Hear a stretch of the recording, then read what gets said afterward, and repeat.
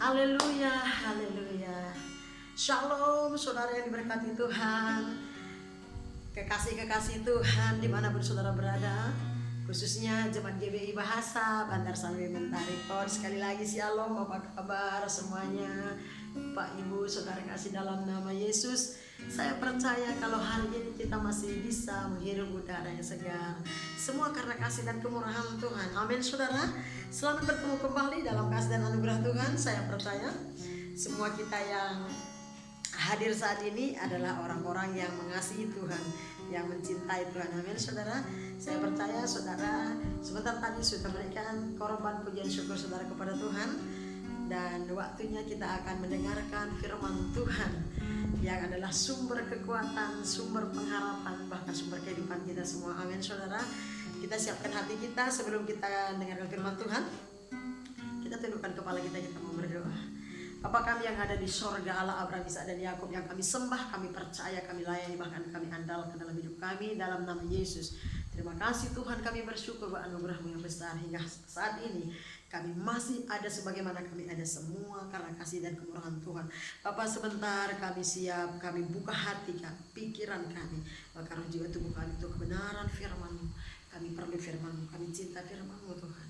Berkati kami firman-Mu, berfirmanlah, bicaralah kepada kami Tuhan lewat firman-Mu hari ini.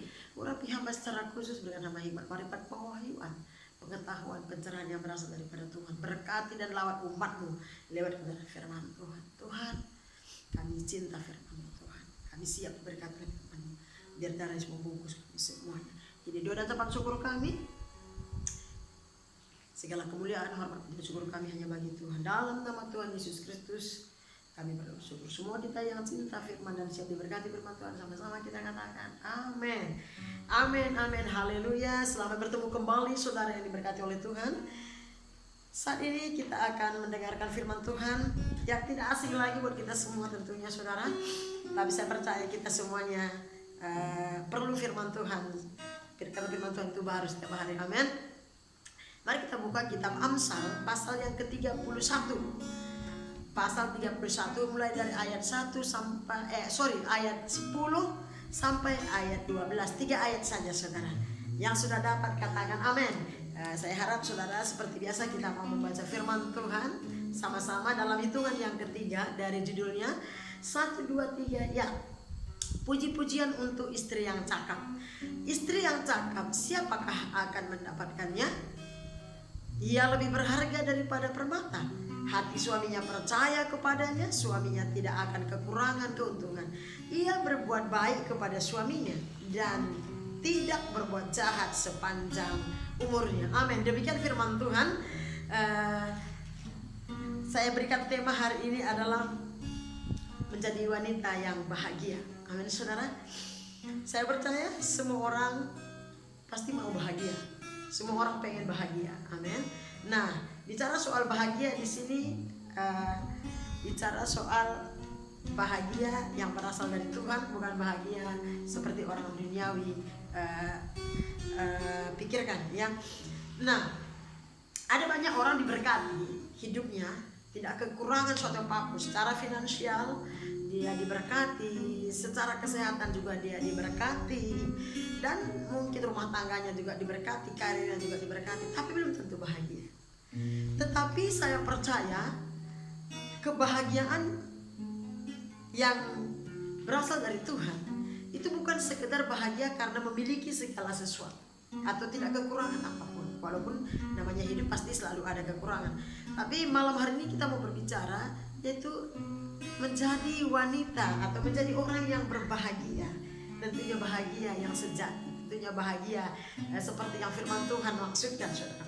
Nah, kita semuanya sudah terbiasa mungkin membaca, mendengarkan khotbah-khotbah tentang Amsal pasal 31 ini, karena ini pasal yang sangat terkenal sekali, yaitu puji-pujian untuk istri yang cakap. Nah, kenapa saya kasih tema menjadi wanita yang bahagia? Karena mungkin ada orang yang cakap belum tentu bahagia, ya, cakap dalam pekerjaannya, gitu ya kan, cakap dalam berbicaranya, semuanya, tapi belum tentu bahagia. Tetapi kalau namanya menjadi wanita yang bahagia, kebahagiaan yang dimaksud di sini adalah kebahagiaan yang sejati. Kita mulai saja Ayat yang 10 dikatakan seperti ini.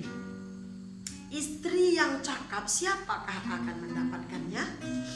Ia lebih berharga daripada permata. Nah mungkin ada yang berpikir, saya belum menjadi istri bu, gitu ya kan, saya masih single gitu kan, wanita single. Nah bisa kita ganti, wanita yang cakap gitu ya, siapakah yang akan mendapatkannya?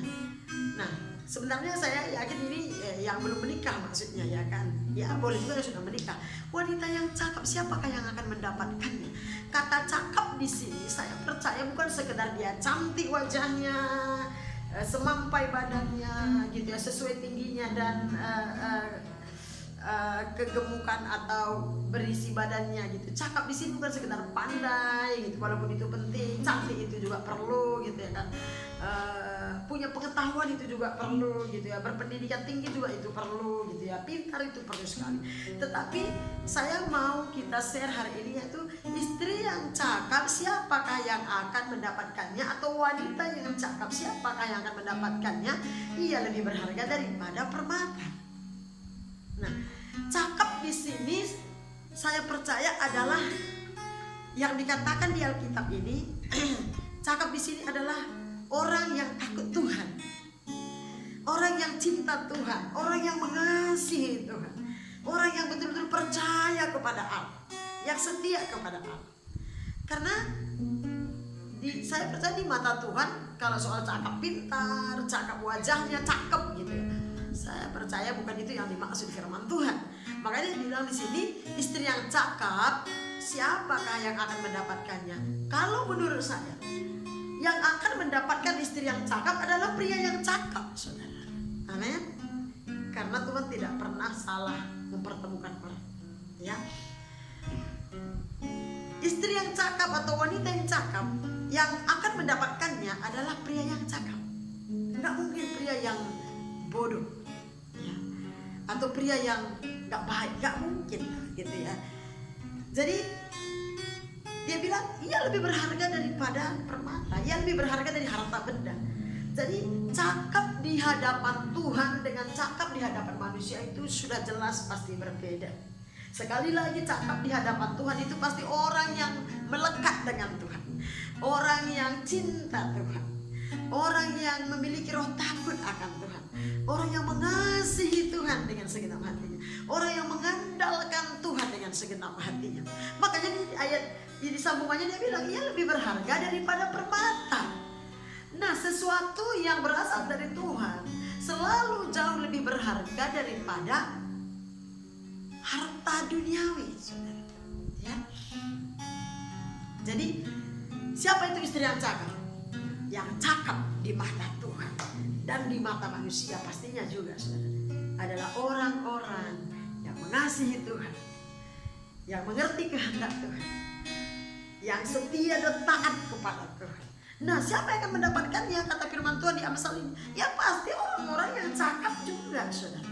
Jadi mari sebagai wanita khususnya atau sebagai pria juga ya, mari kita cakap di hadapan Tuhan, menjadi orang-orang yang cakap, menjadi orang-orang yang berkenan, menjadi orang-orang yang menyukakan hati Tuhan. Itulah yang cakap, saudara. Nah, ayat 11 dikatakan begini, hati suaminya percaya kepadanya. Makanya nyambung, saudara. Mungkin ada wanita yang cakap wajahnya, ya, cakap bicaranya gitu, banyak hartanya, tetapi belum tentu hati suaminya percaya kepadanya. Di ayat yang ke-11 ini Alkitab mencatat hati suaminya percaya kepadanya.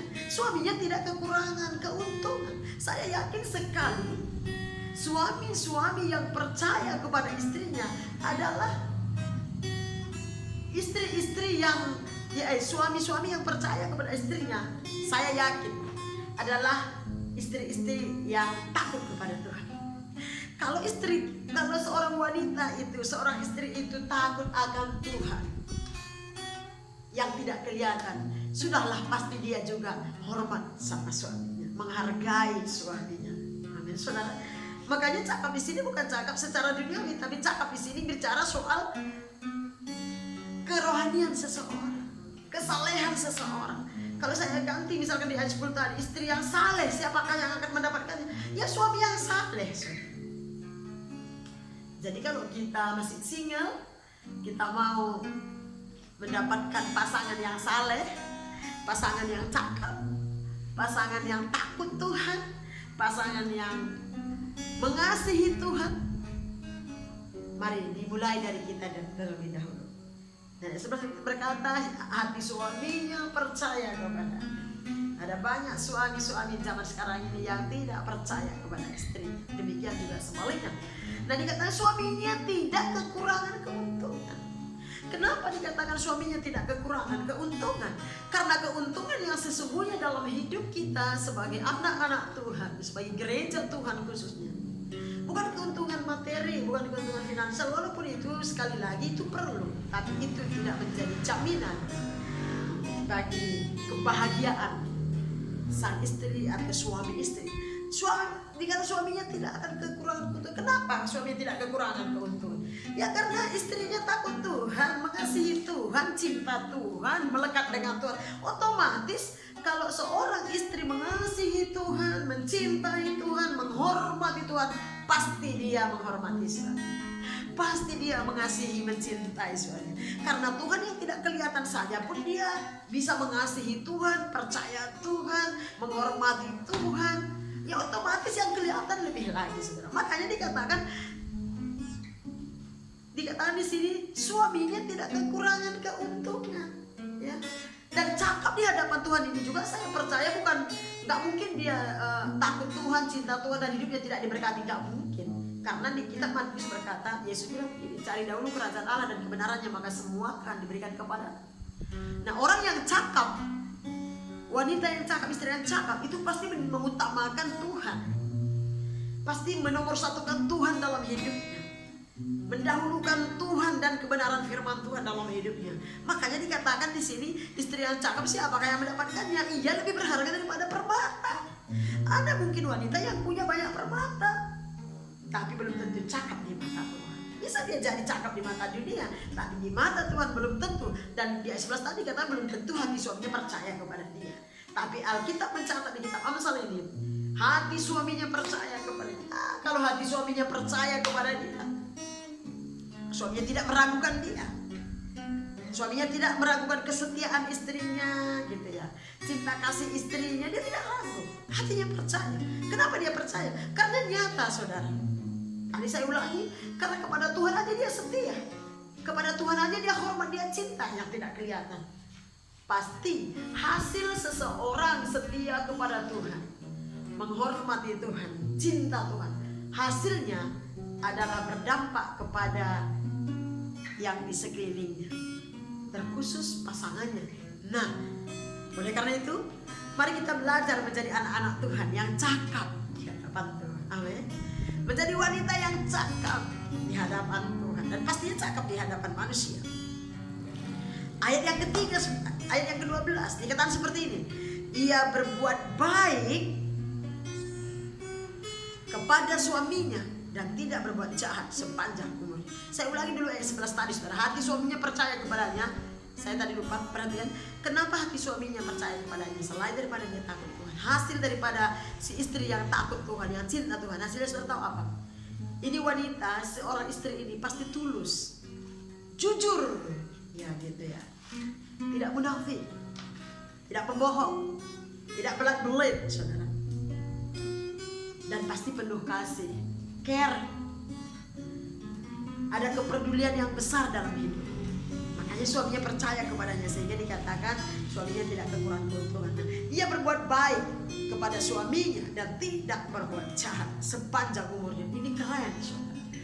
Ada banyak istri atau wanita yang sanggup berbuat baik dan tidak berbuat jahat, tetapi belum tentu sanggup sepanjang umurnya. Tapi Alkitab mencatat di kitab Amsal 31 ini, ia berbuat baik kepada suaminya. Berbuat baik di sini, saya percaya bukan sekedar baik menurut manusia.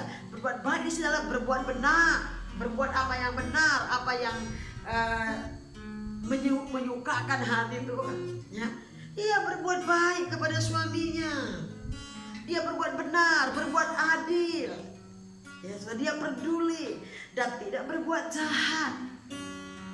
Saudara, akhir zaman ini ada banyak istri, mau suami, mau anak, mau orang tua berbuat jahat.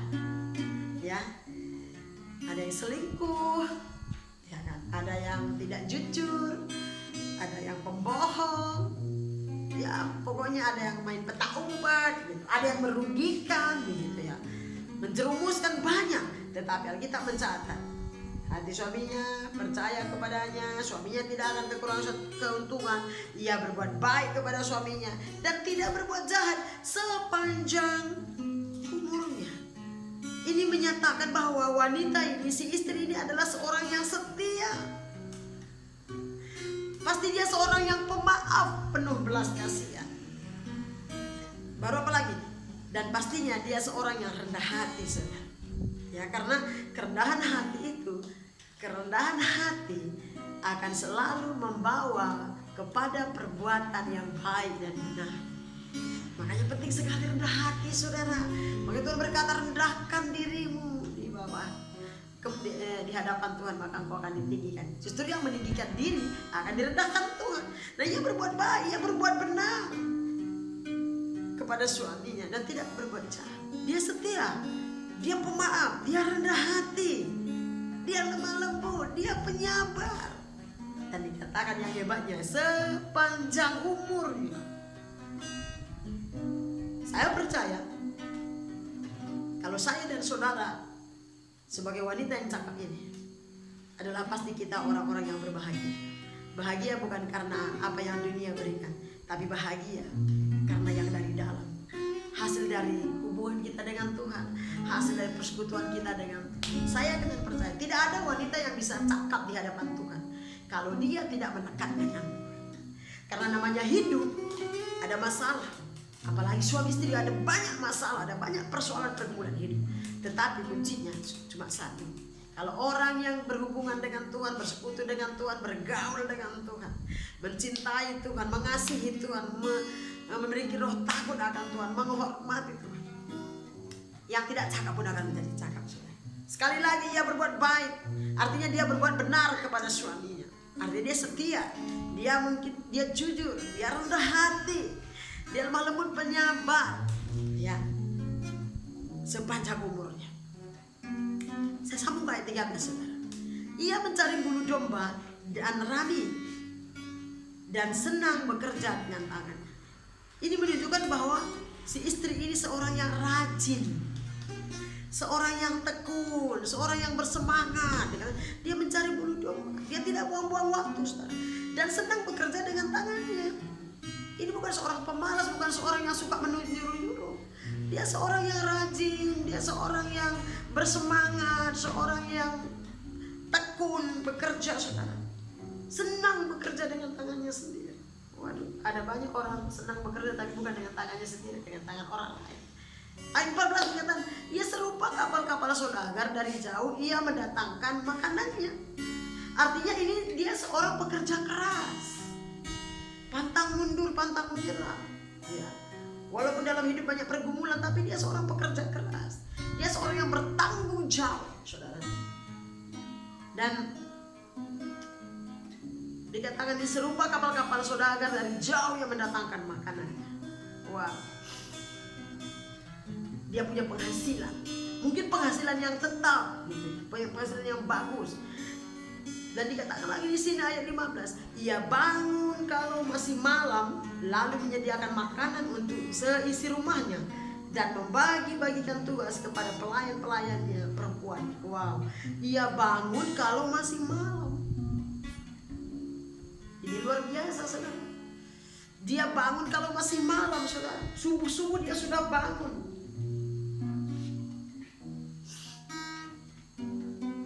Lalu menyediakan makanan.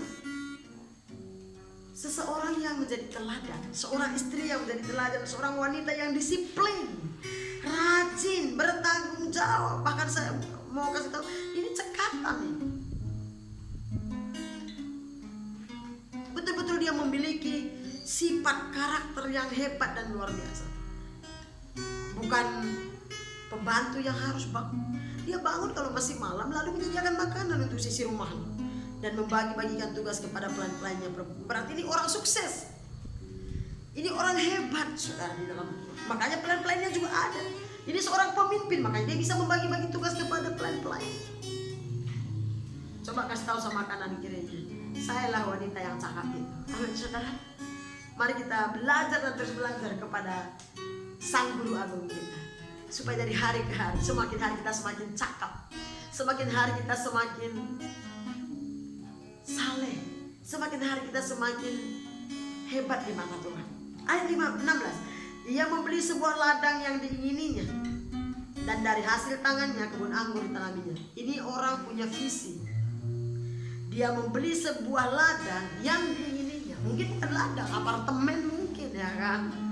Mungkin apa? Mungkin toko mungkin, ya kan? Mobil mungkin, rumah. Dia membeli sebuah ladang. Ini mewakili saja yang diingininya. Saya percaya wanita ini, seorang istri ini, perempuan ini seorang yang punya visi. Kalau orang punya visi pasti punya mimpi. Istilah kita, bahasa hari-harinya begini, dia seorang pekerja keras, dia seorang yang rajin seperti yang kita bilang tadi.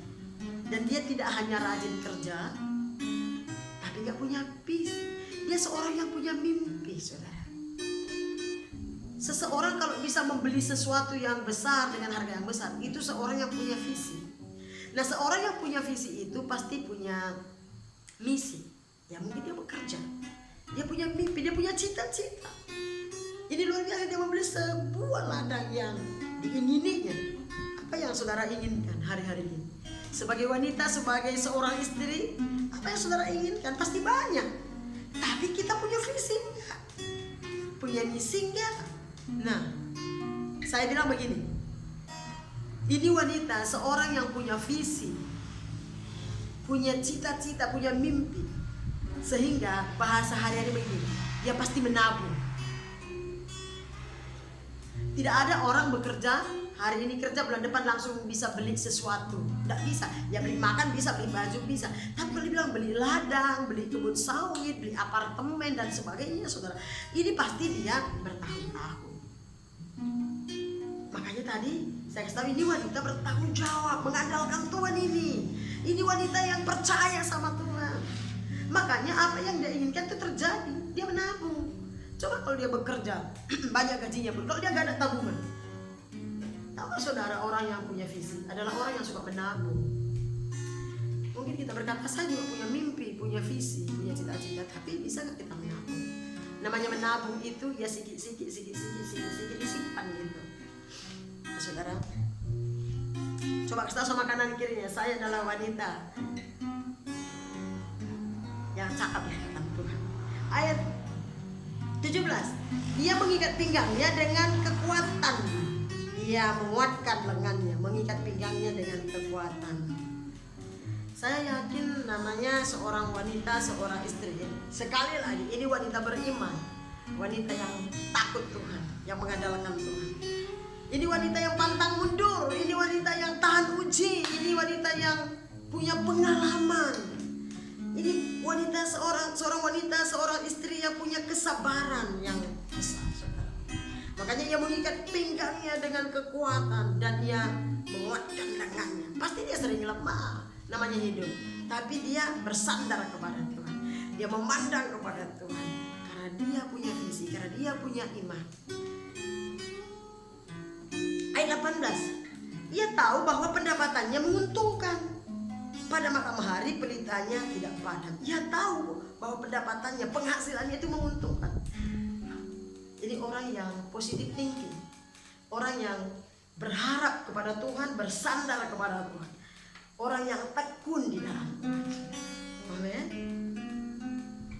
Ayat 19 yang terakhir, tangannya ditaruhnya pada jentera, jari-jarinya memegang pemintal. Sekali lagi, ia menggunakan setiap waktu, setiap kesempatan untuk hal-hal yang bermanfaat bagi hidupnya, bagi keluarganya, bagi masa depannya. Sekali lagi, tangannya ditaruhnya pada jentera, jari-jarinya memegang pemintal. Saya percaya walaupun tidak mungkin sepenuhnya penafsirannya, ini berbicara soal ia menggunakan setiap kesempatan yang ada, ia menggunakan setiap waktu yang ada, menggunakan waktu yang ada untuk hal-hal yang bermanfaat, hal-hal yang berharga, hal-hal yang penting yang dia butuhkan, baik masa sekarangnya maupun masa yang akan datang. Amin, saudara. Mari kita terus belajar menjadi wanita yang cakap, menjadi wanita yang bahagia. Saya percaya kalau kita seperti ini pasti kita bahagia. Amin saudara. Karena orang yang cakap di hadapan Tuhan pasti bahagia. Bukan berarti tidak ada masalah. Masalah pasti ada, tapi dia akan tetap kuat karena dia mengandalkan Tuhan. Haleluya. Demikian saja firman Tuhan yang boleh saya sampaikan saat ini. Mungkin lain kali kita akan teruskan sambungannya ke bawah karena masih ada ayatnya beberapa ayat lagi. Saudara. Amin. Kesimpulannya, mari belajar. Mari terus merendahkan hati. Mari terus bersekutu dengan Tuhan, melekat kepada Tuhan. Mari bergaul dengan Sang Pemberi, Guru kita yang mampu menjadikan kita dari wanita yang lemah, dari istri-istri yang lemah, yang tidak punya pengetahuan apa-apa, menjadi istri, menjadi wanita yang cakap di hadapan Tuhan, menjadi wanita yang saleh, menjadi wanita yang bertanggung jawab, yang rendah hati, yang penuh dengan kepedulian, penuh dengan kasih, saudara. Sehingga kalau saudara, kalau kita sebagai seorang istri, kita menjadi berkat bagi banyak orang, terlebih bagi keluarga kita, pasangan hidup kita, dan itu memuliakan nama Tuhan. Amin. Itu saja yang boleh saya sampaikan, kiranya firman Tuhan hari ini memberkati hidup saudara. Untuk meresponi firman Tuhan, kita mau angkat satu pujian seperti wanita. Seperti wanita mengurapimu, menangis di bawah kakimu. Demikianlah hidupku mengasihimu. Engkau Yesus baik bagiku. Sekali lagi kita kata seperti wanita. Seperti wanita mengurapimu,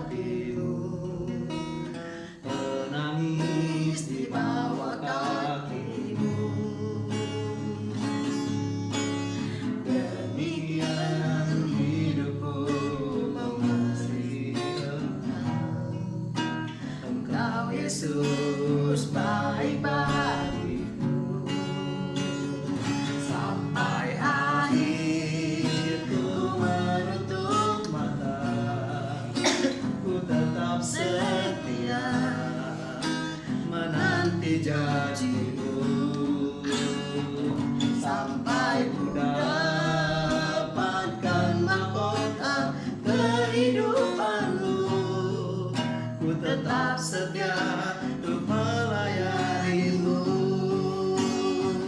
Sampai akhir ku menutup mata, ku tetap setia menanti janjimu. Sampai ku dapatkan mahkota kehidupanku, ku tetap setia untuk melayanimu. Ku tetap setia untuk melayanimu. Ku tetap setia untuk melayanimu.